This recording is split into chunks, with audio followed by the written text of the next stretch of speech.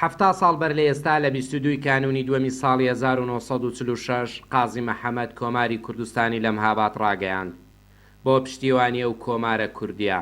ژمارەیەک لە کوردانی باشووری کوردستان خۆیان گەیاندە ڕۆژهەڵاتی کوردستان. حاجی خدر لە کاتی جووتکردنی زەویەکەی گوێبیستی ڕاگەیاندنی کۆمار دەبێت و بەرەو ڕۆژهەڵاتی کوردستان وەڕێ دەکەوێت. جووتوگەم دەکرد، جووتوگا لەسەر ڕێیە، ئەگەر ڕێ لە بۆ زیینوێ لا دەدا. وەڵا چوومە ئێرانی ئەوەلی چوومەکن سێمان بەیگی دەرگەڵێ دەمناسی و سەرخۆڵک بوو لەگەڵ مەلا مستەفایدا بوو، چوومە گەڵ حیزبی دێم بە کوڕاتی و برادرم دەناسین مەوەقەت مامەوە پیا نەزەریەکی کوردایەتی هەبوو، کوردیش دامەزرا بوو لە قسەی خۆ ئەوە بوو.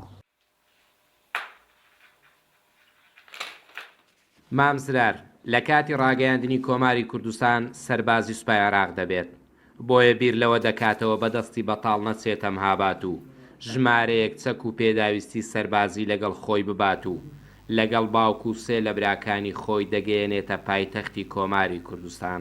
بریارمدا بە بەتاری نەڕۆم لە گوندی نەخۆم لە ماوەی لە دوو گەنجی ڕێک و پێکم بردن. شەوێک کە نۆبەت هات ئامێزم دە تفەنگاوەرینە هەمویان نووسم بوون، هەموو تفەنگم برنەکە برادەران و ڕۆیشتین. ڕەشاشم پێ دەرنەچوودەنا ڕەشاشمانە برد. چووینەکەم پێشەوای پێشوازەشی زۆر گەرمی لێ کردین. ئامێزی تێوەریان هەمووی ماسکردن، بە ڕێزێدا هات هەمووی ماسکردن.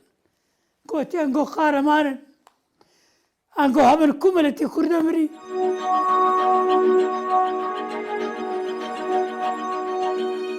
بەشێک لە کوردانی باشووری کوردستان بە تەواوی ماڵباتەکانیانەوە دەستنە پشتیوانی کۆمار. عزە سلێمان ئەو کات تەمەنی پێشمەرگایەتی نەبووە و لەگەڵ بەشێک لە کادیرانی کۆماری کوردستان لە تەورێز دەبێتە خوێندکاری زانکۆ.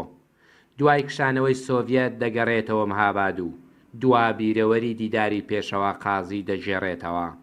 جەمیعەکە دامەزە و تقریبا 3 مانگا دەوامن کرد. ئاخری هەو بوو جمهوری تێکس و ڕۆمارە قاز محەممەدی وەڵام مەشتوین لە دەرچێندا ماری چۆل و ژەکات باش دەچی گوتم گۆچینە گوتمەوە دوم دارە بارزای نەهاتینەوە لە تەوەرە زادینەوە گوتی فەرمونە دیوانەی بەڕەحمەتی قاز محەممەد هات و هەموو سێغانە هاتەکەنەوە شەوێ لێ بووین و باس تەورێزی منەوە کرد گوتە عالەمیان زۆر کوشتە و جەڵات کەڤێدیان کوشتە و کەس نامینێ و وڵای گۆڕۆرە گوتی مەهابادە کە تێک نەسی بەڕەوە من ئەمە ناڕۆم لێرە. چەکی مەبڕنۆ بوو، جان بێزار بوو، تێگەیشتی ئەو شتانە بوون. پێشمەرگەکانی کۆمار ئێستا بە ساڵات چوونە و بەشێشیان لە نێو جێگادان، بۆیە بە ئەستەم ڕۆشتن و پەیوەندیکردنیان بە کۆماری کوردستان بیر دەکەوێتەوە. حەمەد ئەمین حەسەن دوای هەرەسهێنانی کۆماری کوردستانیش چەک دانانێت و ڕوو دەکاتە رووسیا. 500 کەس زیاتر خڕ بووینەوە بەروە ئیرانێ بەڕێکەتی تقریبا نێزیکەی مانگەشی ئەمە بەڕێوە بووین، چونکی حکوومەتی ئیرانێ هەموو ڕێی لێگرت بووین بە تەیارە بە تۆپ بە هەموو چشتێکی لێ ئەداین. ئەو جار هاتینە حدودی و بیلامانێ خۆن خلاص کرد و هاتینە ئارازی. کۆماری کوردستان نۆبەرەی ئەزمموی حکومڕانی دیموکراتی ناوەڕاستی سەدەی ڕابردووە، ئەزممونێک کە بوو بووە جێی ئومێدی خەڵکی کوردستان. بۆیە لە هەر چوار بەشەکەی کوردستان جگە لە هاوسۆزی خەڵک هاو نیشتیمانیەکی زۆر بۆ پشتیوانی و سەرخستنی ئەو ئەزممونە ڕویان لە ڕۆژهەڵاتی کوردستان کرد. لەوانەش مستەفا بارزانی یەکێبوو لەو سەرکردە و فەرماندانەی لەگەڵ هێزێکی زۆر چووە پاڵ کۆمار و بەرگریکردن لەو دەستکەوتە.